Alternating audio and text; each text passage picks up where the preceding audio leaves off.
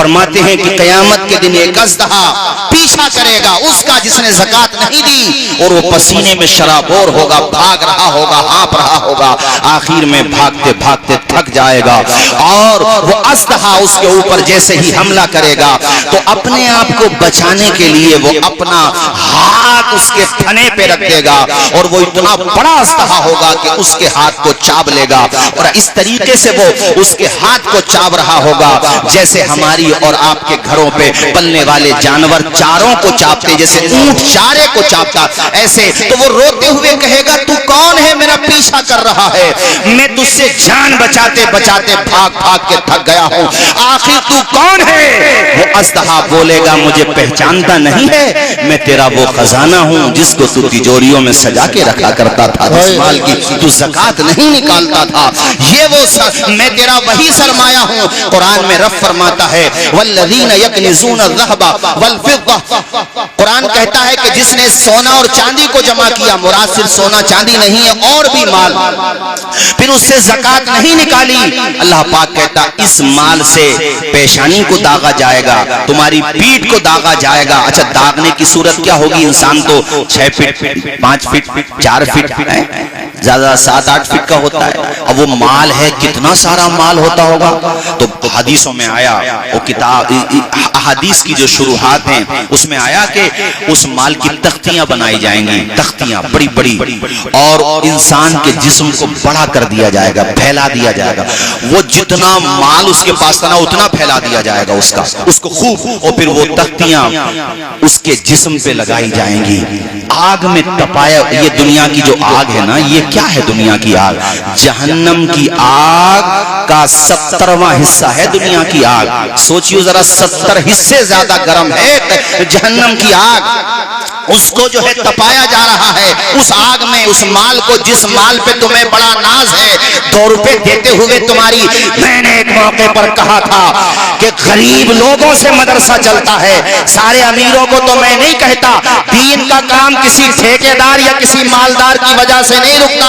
یہ تشریف فرما یہاں انتظامیہ حضرت مولانا ساجد صاحب قبلہ، حاجی ظفیر صاحب ہیں، اور جناب والا اور بھی ہمارے انتظامیہ، اس وقت میں بھی ساتھ گھومتا تھا، ہمارے عمران بھائی اللہ جنت نصیب کرے، ہم جب پورے علاقے میں جاتے تھے جن سے امید ہوتی تھی وہ اتنا نہیں دیتے تھے، جن سے امید نہیں ہوتی تھی وہ ان سے زیادہ پیش کر دیا کرتے تھے۔ تب میں نے کہا تھا رب چاہتا ہی نہیں ہے جس سے ناراض ہوتا ہے کہ اس کا مال راہ خدا میں خرچ کرے، بے شک صحیح بات، اللہ چاہتا ہی نہیں ہے کہ اس کا مال راہ خدا میں لگے، ہر کسی کا مال راہ خدا میں نہیں لگتا۔ قارون پہ اتنے خزانے تھے کہ اس کے خزانوں کی چابیاں اونٹوں کے کجاووں میں رکھ، خزانوں کی چابیاں اونٹوں کے خزانوں میں رکھ، یعنی اونٹوں کے کجاووں میں رکھ جاتی تھی، لیکن زکات ہی کا تو منکر ہوا وہ، ورنہ رشتہ داری میں تو حضرت موسیٰ علیہ السلام کا چچا زاد یا تایا زاد ہوتا تھا وہ، لیکن اس نے منع کر دیا، نتیجہ کیا یہ نکلا؟ خود بھی زمین میں دھس گیا، خزانہ بھی زمین میں دھس گیا،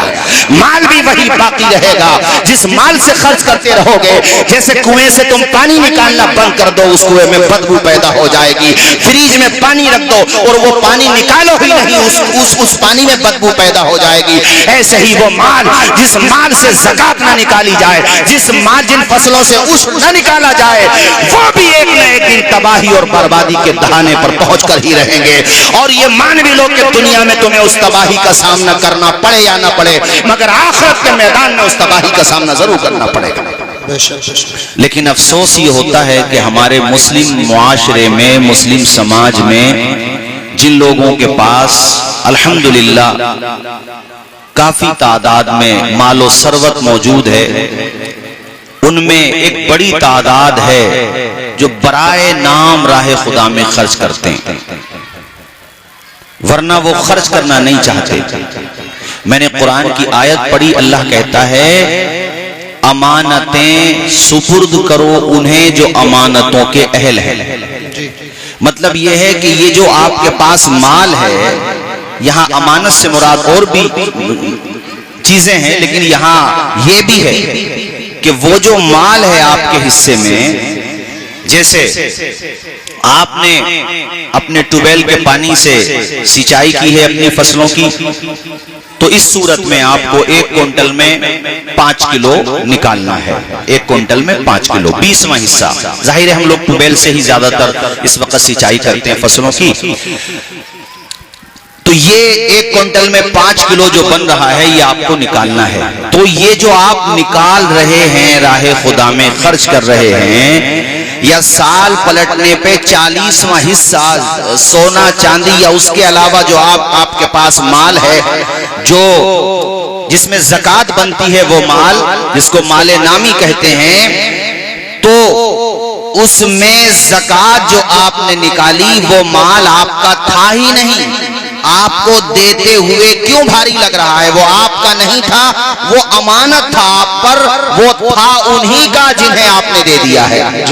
وہ اللہ تعالیٰ نے آپ کی امانت کا امتحان لیا ہے. اللہ پاک قادر مطلق ہے, وہ چاہے تو اس مال کو ڈائریکٹ مستحقین کو عطا فرما دے, مگر وہ یہ چاہتا ہے کہ میرے بندو میں تمہیں عطا کر رہا ہوں تو تم اس مال میں سے وہ حصہ جو دوسروں کا ہے, جو مستحقین کا ہے, وہ حصہ ان تک پہنچاؤ گے کہ نہیں پہنچاؤ گے.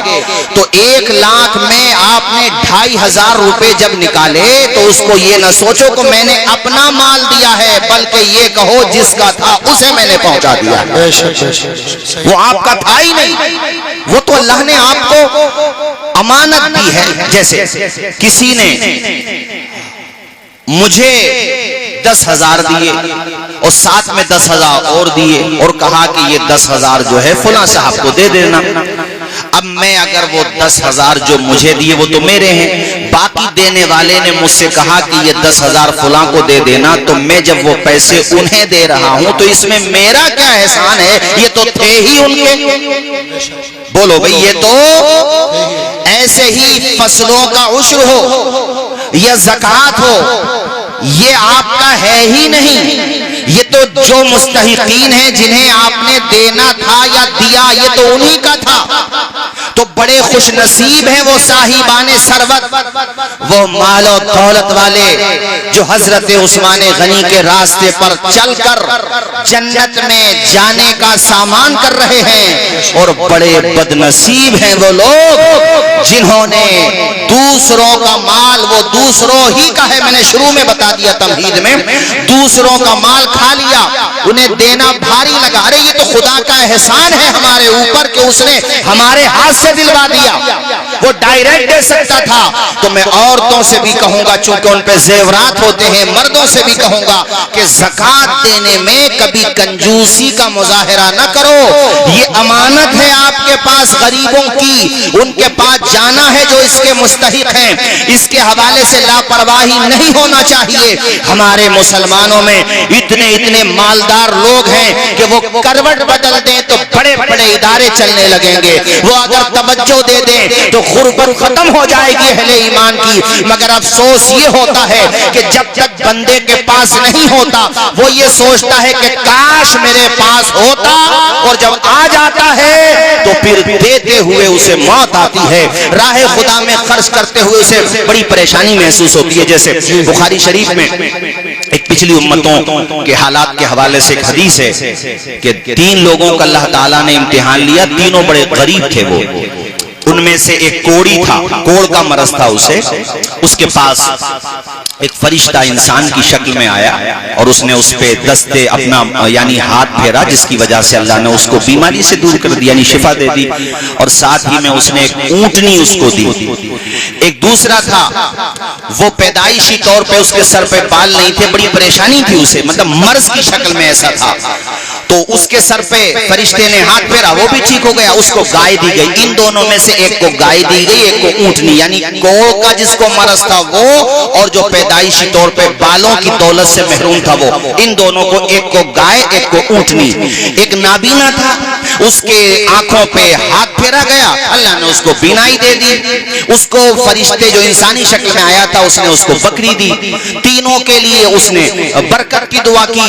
چند ہی سالوں میں دھیرے دھیرے وہ ان کے گھر پہ اللہ نے اتنی برکت دی کی ایک ایک عادت تھے ان کے پاس، یعنی اونٹنی، یہ گائے اور یہ بکری، ان کی نسل اتنی چلی کہ ان کی نسل کے ساتھ ساتھ ان کا کاروبار چل گیا، یہ اپنے اپنے چھیتر کے رئیس اعظم ہو گئے، بڑی مالیت ہو گئی، جب تک تھا نہیں روتے تھے، لیکن جب سرمایہ ملا پھر اللہ پاک نے ان کا امتحان لیا، دوبارہ سے پھر وہ ایک سائل کی شکل میں آیا فرشتہ، انسانی شکل میں، سائل کی شکل میں، مانگنے والے کی شکل میں، وہ گیا اس کے پاس جس کو کوڑ کا مرض تھا، جا کر کے کہا کہ بھئی میں مستحق ہوں، مجھے ضرورت ہے، تمہارے پاس ماشاءاللہ کافی اونٹنیاں ہیں، کافی سرمایہ ہے، ایک اونٹنی مجھے دے دو، اللہ تمہارے کاروبار میں برکت دے، تو اس نے نہیں دیا۔ دیکھیے انسان کیسے اپنی فطرت بدلتا ہے، منع کر دیا، اس نے کہا نہیں میں کیوں دوں،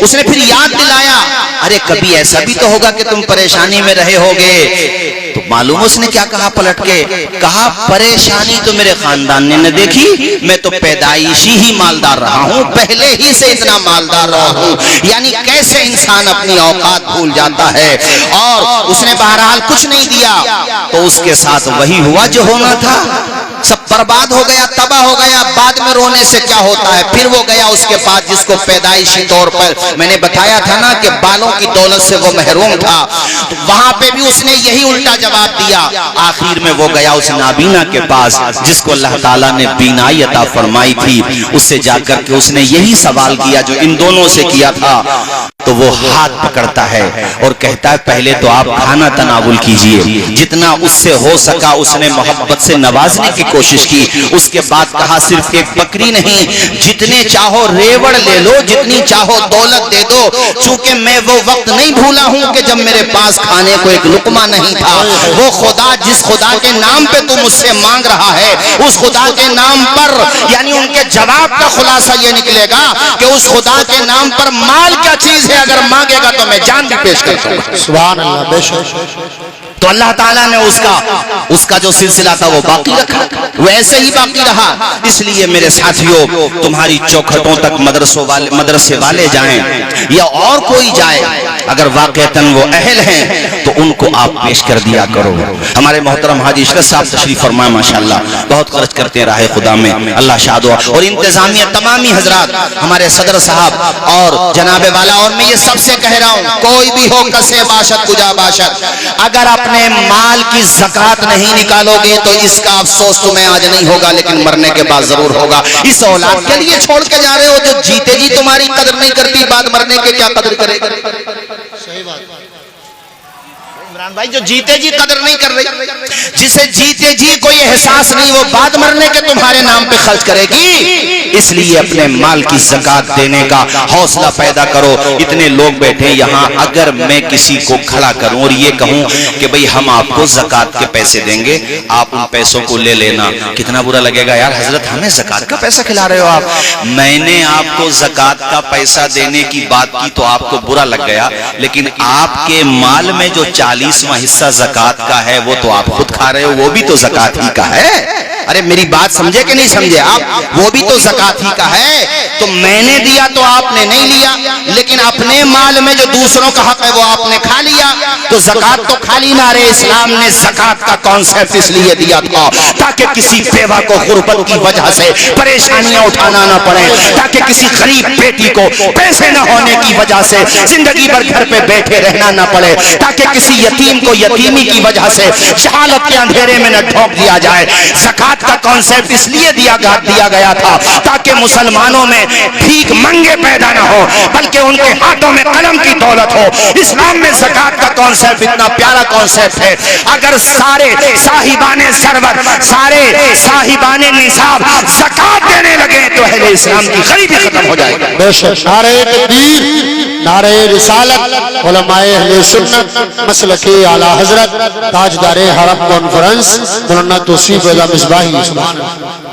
یہ دیکھو ابو بکر صدیق، سبحان اللہ، نبی کے صحابہ، یہ حضرت عثمان غنی، یہ حضرت مولا علی، یہ حضرت عثمان، جتنا ہوتا نہیں تھا اس سے زیادہ راہ خدا میں خرچ کرنے کی کوشش کرتے تھے.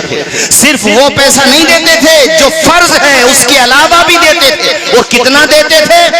امام ابو عیسیٰ ترمذی المتوفا 279 ہجری سنن ترمذی کے اندر یہ حدیث شریف لے کے آئے. ماشاءاللہ ہمارے استاذ القرہ حضرت قاری لئیق صاحب قبلہ بھی تشریف فرما ہے. ماشاءاللہ اللہ جزائے خیر دے، بچی کی عمر میں خوب برکتیں عطا فرمائے. توجہ فرمائیے حضرات، ابو عیسیٰ ترمذی المتوفا 279 ہجری، اس میں سنن ترمذی میں یہ حدیث شریف ہے، اور بھی بہت ساری کتابوں میں. حدیث کیا ہے؟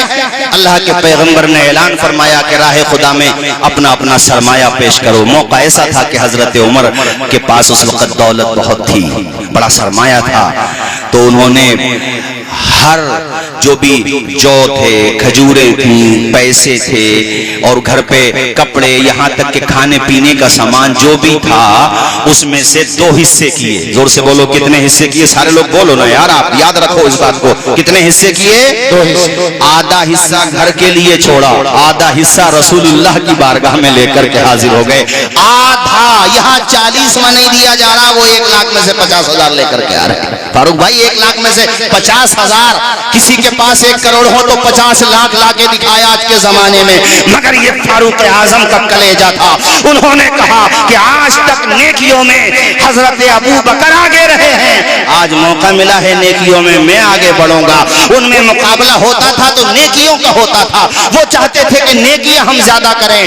آدھا سرمایہ لے کر کے بارگاہ رسالت مآب میں پہنچے تو وہاں کیا دیکھا؟ ابو بکر صدیق اپنا پورا سرمایہ لے کر کے آ گئے، پورا مال لے کر کے آ گئے ہیں. وہ کیسے دریدہ دہن لوگ ہیں، کیسے بدتمیز لوگ ہیں، کیسے بے غیرت لوگ ہیں جو ایمان کا چولا پہن کر کے صحابہ کی شان میں توہین کرتے ہیں. بے غیرت ہو، تم سے زکات نہیں نکالی جاتی. بات کرتے ہو ابو قحافہ کے بیٹے افضل البشر بعد الانبیاء ابو بکر صدیق کے بارے میں. ارے ان کا مقام دیکھ، وہ اپنے گھر میں جس تیل سے چراغ چلتا تھا وہ تیل بھی لے کر کے آ گئے تھے. جس جو کے آٹے سے روٹی پکنا تھی وہ جو کا آٹا بھی لے کر کے آ گئے تھے. یہاں تک کہ جو بٹن ان کے کرتے یا جبے میں لگے ہوئے تھے، ابو بکر نے وہ بٹن بھی راہ خدا میں خرچ کر دیے تھے. اس ابو بکر پہ بھونکنے والے، یاد رکھنا تو اور تیری نسلیں مٹ جائیں گی. نہ نبی کے صحابہ کا ذکر ختم ہوگا، نہ نبی کے اہل بیت کا ذکر ختم ہوگا. نعرہ تکبیر، نعرہ رسالت، علماء اہل سنت، نعرہ حیدری، عظمت صحابہ کرام، تاجدار حرم کانفرنس. سارا سرمایہ لے کر کے آ گئے. عمر فاروق اعظم نے دیکھا کہ میں آدھا لایا ہوں، عمر پورا لیا. اور سنو حدیث حسن صحیح ہے. یہ حسن صحیح پہلے رائے صدیق علوم میں آ کے مولانا طالب صاحب قبلہ یا مولانا اشفاق صاحب یا مولانا محمد علی صاحب سے پڑھ لینا. آج کل جو حال ایسے نکلے ہیں کہ وہ یہ نہیں جانتے کہ حدیث میں کتنی قسمیں ہوتی ہیں. حدیث متواتر بھی ہوتی ہے، حدیث مشہور بھی ہوتی ہے، خبر احاد بھی ہوتی ہے، احادیث غریب بھی ہوتی ہیں، احادیث عزیز بھی ہوتی ہیں، اور احادیث موضوع بھی ہوتی ہیں. مدارس میں پڑھے بغیر صرف اردو پڑھنے والے اگر دین سمجھائیں گے تو یہ ایسے ہی ہے جیسے کوئی اس طرح چلانے والے کو MBBS ڈاکٹر سمجھنے لگے.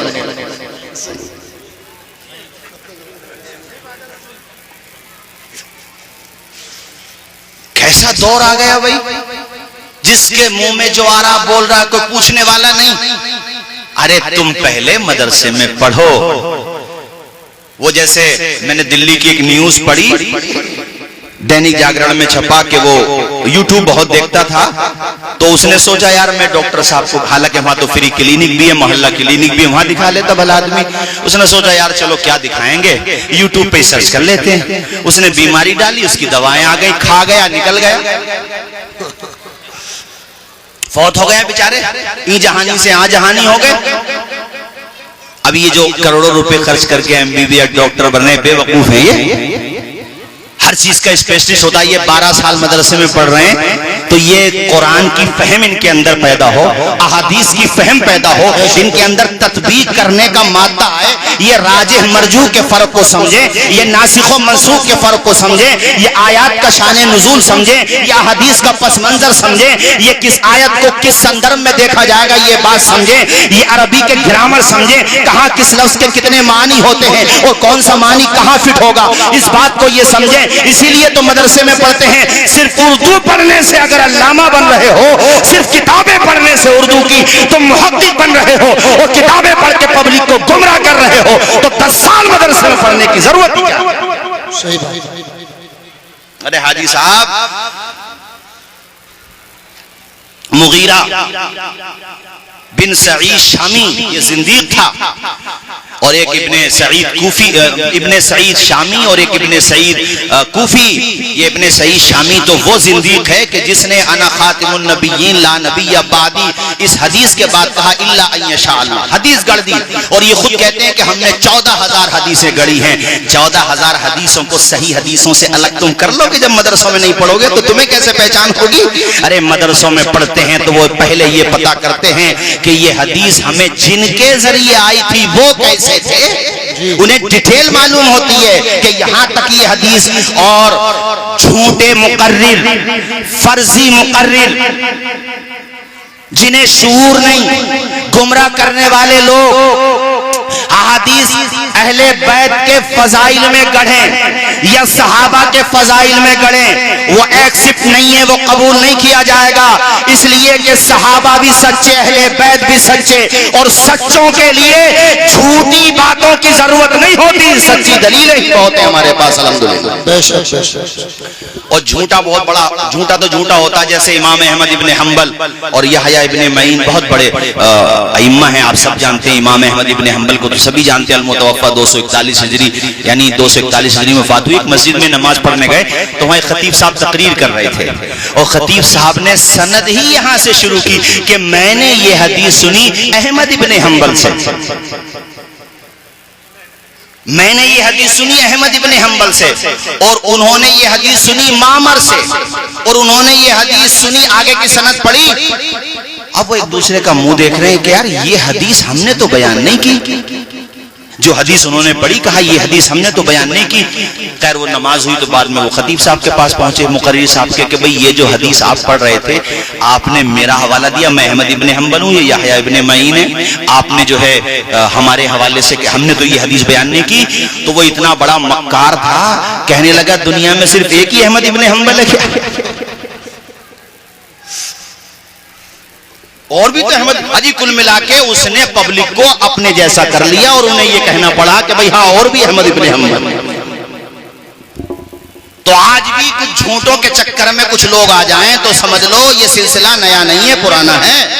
بالکل بالکل. فرضی باتیں کرنے والوں کا سن میں حدیث سنا رہا ہوں, یہاں سے لے کے پوری دنیا میں انگلی رکھ کے دکھوا اس حدیث پہ جو میں سنا رہا ہوں. سنن ترمذی, امام ابو عیسیٰ ترمذی المتوفا 279 ہجری اس حدیث کو لائے. حضرت عمر فاروق اعظم نے دیکھا کہ پورا سرمایہ لے کر کے آ گئے, رسول پاک کی چشمان مازاغ آنسوؤں سے تر. حضور نے فرمایا ما ابقیتا لکا ولی اہلکا یا ابا بکر, اے ابو بکر اپنے لیے اور اپنے گھر والوں کے لیے بھی کچھ چھوڑ کے آئے ہو کہ نہیں آئے ہو؟ آج 40واں حصہ زکوٰۃ نہیں دی جا رہی ہے, یہاں ابو قحافہ کا بیٹا کل سرمایہ لے کر کے آ گیا ہے, سب کچھ لے کر کے آ گیا ہے. اللہ کے پیغمبر نے فرمایا اے ابو بکر اپنے لیے اور اپنے گھر والوں کے لیے کیا چھوڑا؟ تو سیدنا ابو بکر صدیق نے فرمایا یا رسول اللہ, اللہ کا نام چھوڑا ہے اور رسول اللہ کا نام چھوڑا ہے. سبحان اللہ. پروانے کو چراغ ہے, بلبل کو پھول بس, صدیق کے لیے ہے خدا کا رسول بس. سب کچھ خرچ کر دیا راہ خدا میں, اور اس کا انعام اللہ نے کیسے عطا فرمایا کہ دنیا میں رہے تب بھی حضور کے ساتھ رہے, اور آج قبر میں آرام فرما رہے ہیں تب بھی حضور کے ساتھ, خدان کے ساتھ تب بھی حضور کے ساتھ ہیں. یعنی دنیا میں رہے تب بھی حضور کے ساتھ رہے, اور آج یار مزار ہیں. کیا مقام اللہ نے دیا, ایسے ہی مقام نہیں ملتا ہے, قربانیاں دینا پڑتی ہیں. آپ سب سے موضوع چل رہا ہے زکوٰۃ کا اور عشر کا. آپ کی چوکھٹوں تک جامعہ اسلامیہ خیلوم رائے ستی کے منتظمین یا کسی اور ادارے مکتب کے منتظمین پہنچیں تو ان کا احسان ادا کرو کہ آنا تو ہمیں تھا مگر شکریہ آپ تشریف لے آئیے، لے آئے 2-4 کپ چائے پیو، اس کے بعد چلے جانا۔ اچھا بعض لوگوں سے میں کہتا ہوں بھئی مولانا ساجد صاحب مت دو، ٹھیک ہے نہیں دے رہے مت دو، مگر چہرے تو بھوپال کے بٹووں کی طرح مت کرو۔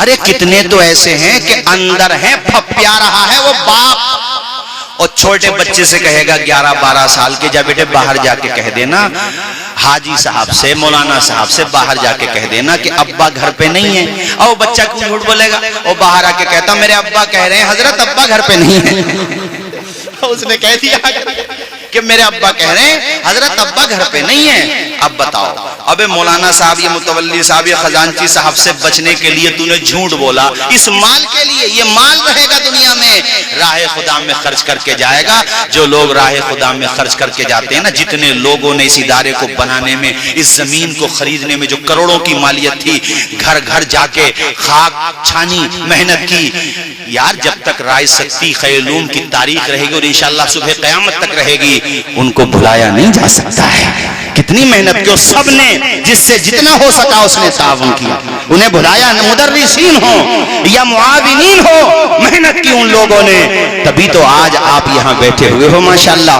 اور ادارے سے قابل فرزند تیار ہو رہے ہیں ماشاءاللہ۔ ابھی مولانا فیضان صاحب ملے تھے، کاشی پور میں پڑھا رہے ہیں، یہیں کے فارغ ہیں ماشاءاللہ۔ یہ آپ کی مسجد کے امام قریب میں مولانا رشد صاحب ہمارے یہاں پڑھانے جاتے ہیں، اچھی صلاحیت ہے، خیلوم رائے ستی ہی کے فارغ ہیں، مدرسین ماشاءاللہ محنت کر رہے ہیں، کامیاب ہیں، اور یہاں کے طلبہ محنت سے پڑھ رہے ہیں، مجھے بڑی خوشی ہوتی ہے، یہ بہت اچھی بات ہے، آپ ان کا ساتھ دیتے رہیے۔ آخر میں جاتے جاتے یہ تو میں ضرور کہوں گا، حوصلے اس طرح آزمایا کرو، مشکلیں دیکھ کے مسکرایا کرو، بھلے دو نوالے کم کھایا کرو، اپنے بچوں کو لیکن پڑھایا کرو۔ ذرا میرے ساتھ بول دو، میں ہاتھ نہیں اٹھوا رہا، ایسی زبان سے بول دو، یہ تربوز تو ہلانا مت بھائی، 2.5 کلو کے اللہ نے زبان دی ہے، زبان سے بولنا۔ آدھی روٹی کھائیں گے، سارے لوگ بولو بچوں کو پڑھائیں گے، آدھی روٹی کھائیں گے، زور سے آدھی روٹی کھائیں گے۔ ارے عمران بھائی کو آج کیوں یاد کرتے ہیں، ادارے کے ہمدرد تھے تبھی تو اتنا بھاری جنازہ ہوا تھا، اس لیے تھوڑی نہیں ہوا تھا کہ تیل منڈی میں ان کی دکان تھی، کیوں بے معاذ حاجی صاحب کو، اس لیے کہ وہ ادارے کے ہمدرد تھے۔ جتنے لوگ مدارس سے محبت کرتے ہیں وہ مر بھی جاتے ہیں تب بھی ان کا نام زندہ رہتا ہے۔ بے شک صاحب کون کسے یاد کر رہا ہے، سگے بھائیے بھول جان، کون کسے یاد کر رہا ہے؟ اس بھاگ دوڑ کی دنیا میں ہر آدمی اپنی ریس میں دوڑ رہا ہے۔ زکوٰۃ نکالتے رہو، عشر نکالتے رہو، اور اس کے علاوہ ویسے بھی خرچ کرتے رہو۔ اچھا ایک بات بتاؤ، کسان جب بیج ڈالتا ہے اپنے کھیت میں تو وہ مٹی میں تو بیج ڈال رہا ہے، بولو یار زور سے بولو ذرا، کیا پتا وہ برباد بھی ہو سکتا، پانی زیادہ پڑ جائے تو بارش برباد، مگر اس سے یقین ہے اسباب پر کہ میں 10-10 ہزار میں زمین لے رہا ہے ایک فصل کو، 15-15 ہزار میں پورے سال کو، ایک کانفیڈنس، ایک بلیو ہے، یقین ہے، امید ہے کہ 15,000 روپے خرچ کروں گا تو انشاءاللہ 25-30 کماؤں گا، ایک اسباب پہ یقین کر رہا، حالانکہ برباد بھی ہو جاتے، تب یقین ہے اسباب پہ، مٹی پہ یقین ہے، زمین پیدا کرنے والے خدا پہ یقین نہیں ہے۔ میرے خدا نے تیسرے پارے میں فرمایا، مثل الذین ينفقون اموالهم فی سبیل اللہ کمثل حبۃ انبتت 7 سنابل فی کل سنبلۃ 100 حبہ۔ اللہ کہتا ہے راہ خدا میں خرچ کرنے والوں کی مثال ایسے ہی ہے جیسے ایک دانہ ڈالا گیا زمین میں، پھر اس سے پورا پودا نکل آیا، اس پودے میں 7 بالیں نکلی اور 7 بالوں میں 100 دانے نکلے، دانہ تم نے ایک ڈالا، خدا نے 700 ڈالا۔ اللہ کہہ رہا تو یقین نہیں ہے، اللہ اس کا مطلب یہ نکلا کہ تم ایک خرچ کرو گے اللہ تمہیں 700 عطا فرمائے گا۔ وہاں زمین میں بیج ڈالنے پر، زمین لینے پر یقین کر رہے ہو، خدا کے فرمان پہ یقین کرو۔ اور اتنا ہی نہیں ہے، واللہ یضاعف لمن یشاء، اللہ چاہتا ہے جس کے لیے اس میں اضافہ کر دیتا، یعنی صرف 700 نہیں، ارے تو خرچ کر۔ دیکھو میں اس ٹام پہ لکھ کے دے سکتا ہوں، جو لوگ راہ خدا میں خرچ کرتے ہیں ان کا مال گھٹتا نہیں ہے. کبھی کبھی یار ہو سکتا ہے آزمائش کے طور پہ کسی فصل میں یا کسی کاروبار میں کوئی ہو گیا, لیکن عام طور پہ آپ کو فائدہ ہی ہونا ہے. اور جو راہ اس کی مثال ایسے سمجھیے جیسے اس سال آپ نے 25,000 روپے کی زکات آپ کی بیٹھی, اگلے سال دیکھ لینا انشاءاللہ 35-40 کی بیٹھے گی زکات. بھائی حافظ غیور صاحب تبھی تو بڑی جب مال بڑھا. ارے بول تو دو یار, آپ لوگ تو یہ سمجھ رہے ہو کہ یہی رسیدیں نہ کٹنے لگے ہیں کہیں پر. بولو زور سے بولو ذرا. 25 سے 35 یا 40 کیسے ہو گئی ہے؟ اس لیے ہو گئے کہ آپ کا مال بڑھ گیا. راہ خدا میں خرچ کرتے رہو گے تو مال آپ کا بڑھتا رہے گا. نہیں خرچ کرو گے تو تمہیں پریشانیوں کا سامنا کرنا پڑے گا. حدیث میں آیا کہ تمہارے یہاں فصلوں میں جو قحط پڑتا ہے یا جو پریشانی آتی ہے وہ زکات نہ دینے کی وجہ سے آتی ہے.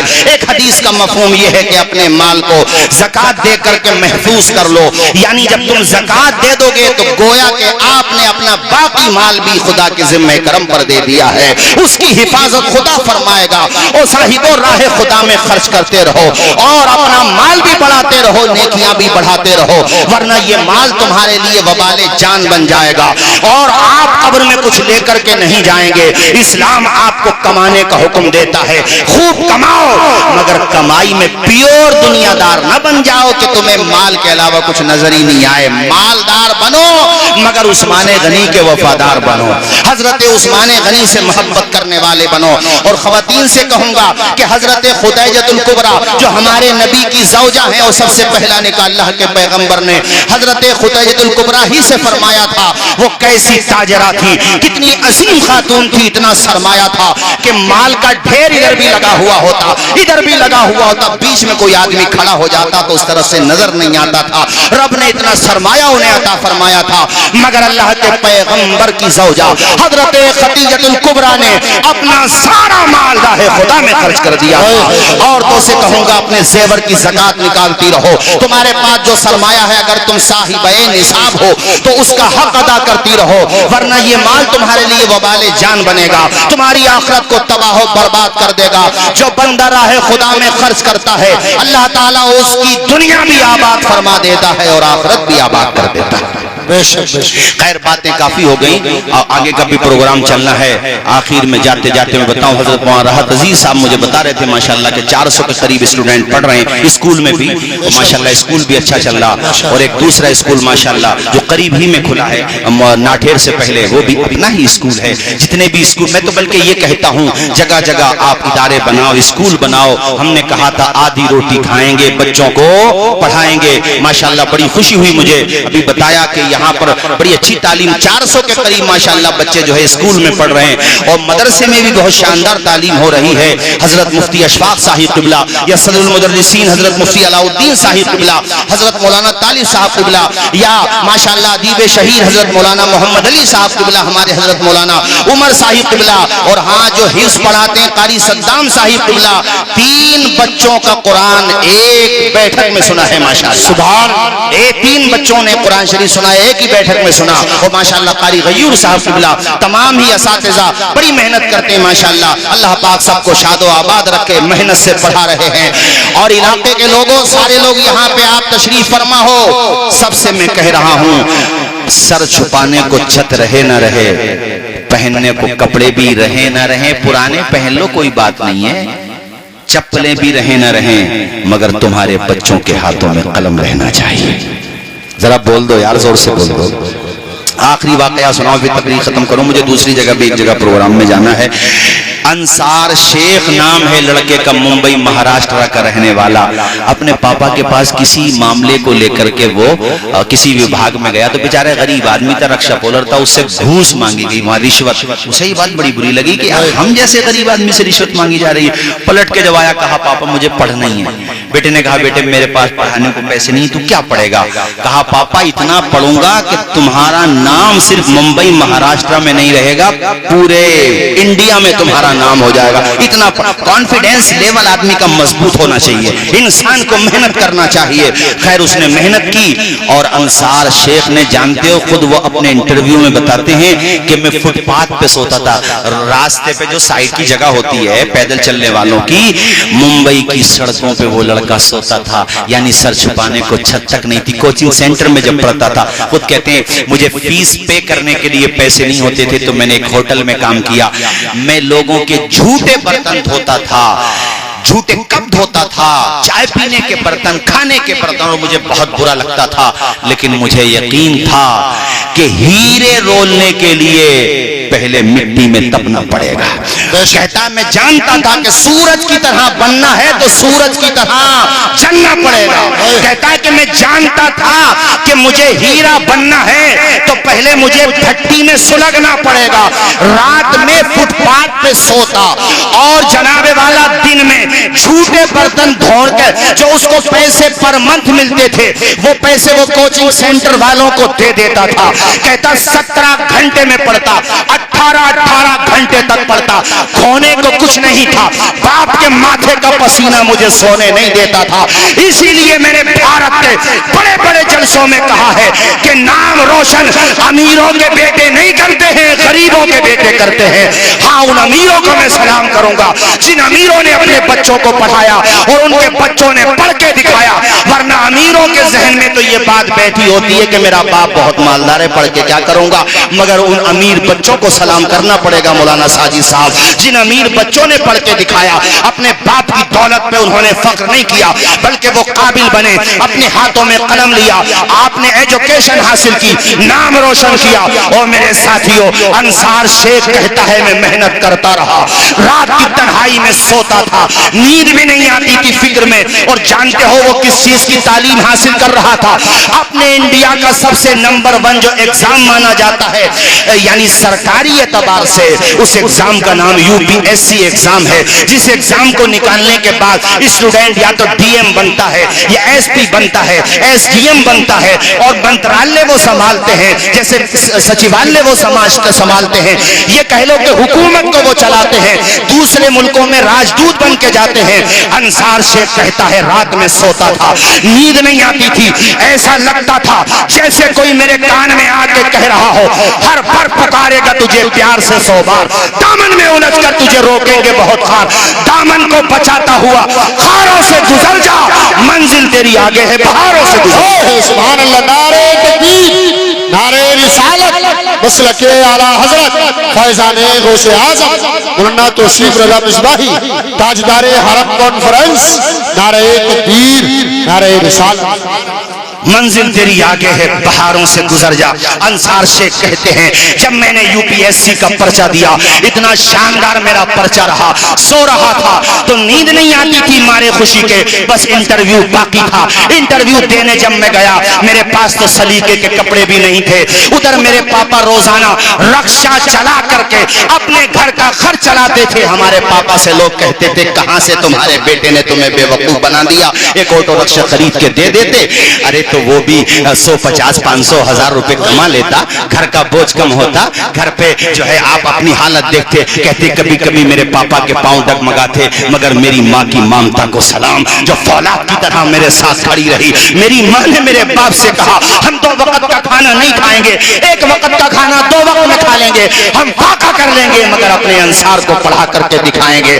یہ ماں کا خواب تھا، ماں کا ارمان تھا. اور انصار کہتے ہیں آنکھوں میں ارمان لیا، منزل کو اپنا مان لیا، پھر مشکل کیا آسان کیا، جب ٹھان لیا تو ٹھان لیا. کہتے میں انٹرویو دینے گیا اور انٹرویو دیتے ہوئے میں نے سارے سوالات کے بہترین جوابات دیے. یہاں سے جانے کے بعد سرچ کرنا، میں کوئی فیک نیوز نہیں سنا رہا ہوں. ابھی حضرت امان میاں صاحب کا فون آیا، ان کی محبت تھی، فرمانے لگے آپ نے جو گووند جیسوال کا واقعہ سنایا میں نے نیٹ پہ جا کے سرچ کیا، یار جو آپ نے سنایا وہی ملا. میں نے کہا حضرت آپ لوگ اعتماد کرتے ہیں، علماء مجھ پہ بھروسہ کرتے ہیں، ان کی محبت کا بہت بہت شکریہ. اگر میں بھی فرضی باتیں سناؤں گا تو اوروں کی طرح ہماری بھی کلپ وائرل ہونے لگیں گی جھوٹی. اے بھائیو یہ جھوٹی نیوز نہیں ہے، یہاں سے جا کے دیکھ لینا. انصار شیخ کہتے ہیں میرا رب کا کرم ہوا، خدا کا فضل ہوا الحمدللہ. صرف 21 سال کی عمر میں انصار ڈی ایم کی پوسٹ تک پہنچ گیا. ذرا زور سے بول دو یار سبحان اللہ سبحان اللہ. صرف 21 سال کی عمر میں یار انسان محنت کرے تو کیا نہیں کر سکتا. اس لیے میں نے آپ کی توجہ دلائی ہے کہ آج پیغام لے کے جاؤ اور یہ من بنا. ایک تو یہ جھگڑے بھی ختم ہونے چاہیے. اب میں بہت کلیئر کہہ رہا ہوں, دیکھو آپ میرا مزاج جانتے ہو, جھگڑے بھی ختم ہو, مل بیٹھ کے معاملات کو حل کرنے کا راستہ نکالو, اپنے بیٹھ کے حل کرو, بات چیت سے حل کرو, ٹیبل پہ ڈائیلاگ ہو, چیزوں کو بات چیت سے حل کرنے کی کوشش کرو. اور جو پیسہ جھگڑوں میں خرچ کرتے ہو وہ بچوں کو پڑھانے میں خرچ کیا کرو. ذرا زور سے بولو نا یار. بچوں کو پڑھانے میں خرچ کیا کرو, ایجوکیشن پہ خرچ کرو. وہ چائنا کی ایک کہاوت ہے کہ مچھلی نہ دو, مچھلی پکڑنے کا فن سکھا دو. مچھلی کب تک دو گے تم اسے؟ اس لیے فن سکھا دو, وہ خود سیکھے. تو بچوں کو صرف آپ حوصلہ نہ دو, انہیں تعلیم دے دو, انہیں ایجوکیشن دے دو, ان کے ہاتھوں میں قلم دے دو. ہمارے پیارے نبی نے فرمایا العلم نور, علم اجالا ہے. جیسے یہاں پہ ابھی یہ سب آف ہو جائے, لائٹ سب بجھ جائیں, ختم ہو جائیں, اندھیرا ہوگا, کوئی بھی کسی کا پاکٹ مار سکتا اگر چاہے گا تو. اندھیرے میں کوئی بھی کسی کو مار سکتا ہے, لوٹ سکتا ہے. ایسے ہی ہماری قوم ہے دراصل جہالت میں. اس لیے جو چاہ رہا ہے بھیڑ بکریوں کی طرح ہمیں جو ہے جدھر چاہ رہا ادھر لے کے جا رہا, کبھی ادھر سے ادھر, کبھی ادھر سے ادھر. اس سے کچھ نہیں ہوگا. جب تک تمہارے ہاتھ میں قلم نہیں آئے گا بات نہیں بنے گی. یار ہتھیار کی چوٹ جو ہے نا زیادہ نہیں ہوتی ہے, بھر جاتی ہے. اور ہتھیار کب تک کام کرتا ہے؟ اس لیے ہم ہتھیار کی بات نہیں کرتے, ایجوکیشن کی بات کرتے. قلم کی نوک کی جو طاقت ہوتی ہے پتھروں کو کچل کے رکھ دیتی ہے, پتھروں کا سینہ چاک کر دیتی ہے. کیا وجہ ہے کہ میرے امام احمد رضا 106 سال ہو گئے قاری ناطق رضا سلامی صاحب, مگر آج تک ان کے قلم کی نوک کا یہ اثر ہے کہ وادی رضا کی کوہ ہمالا رضا کا ہے, جس سمت دیکھیے وہ علاقہ رضا کا ہے. یہ مجدد الفسانی سرہند شریف میں آرام فرما ہے. کیا وجہ ہے کہ شتابدیاں گزر گئیں مگر ان کا نام آج بھی زندہ ہے. قلم کی نوک, ان کے مکتوبات سے پھوٹنے والے سوتے جو گھر گھر تک پہنچے, جنہوں نے علم پھیلایا, لوگوں کو راہ راست دکھانے کا کام کیا. اے بھائی بات یہ ہے کہ دامن مصطفیٰ سے جو لفٹا یگانہ ہو گیا, جس کے حضور ہو گئے اس کا زمانہ ہو گیا. ماشاءاللہ ہمارے فیضان فاروقی صاحب, اس لیے ہم کہتے ہیں آدھی روٹی کھائیے, بچوں کو اب ایک دفعہ ہاتھ اٹھا لو تاکہ مجھے لگے کہ میں نے جو محنت کی ہے پسینہ بھی مجھے آ گیا. تو ایسا تو نہیں ہے سروں سے گزر گئی ہو, اس لیے مجھے اندازہ ہو آدھی روٹی کھائیں گے بچوں کو. چلو بھئی محنت تو کارگر ہو گئی. مولانا ساجد صاحب قبلہ اثردار رہنا چاہیے. ہمارے قاری فرمان صاحب ماشاءاللہ, اللہ شاد مولانا حسیب صاحب قبلہ ماشاءاللہ ابھی بھی کلام پڑھیں گے. محنت کامیاب رہنا چاہیے.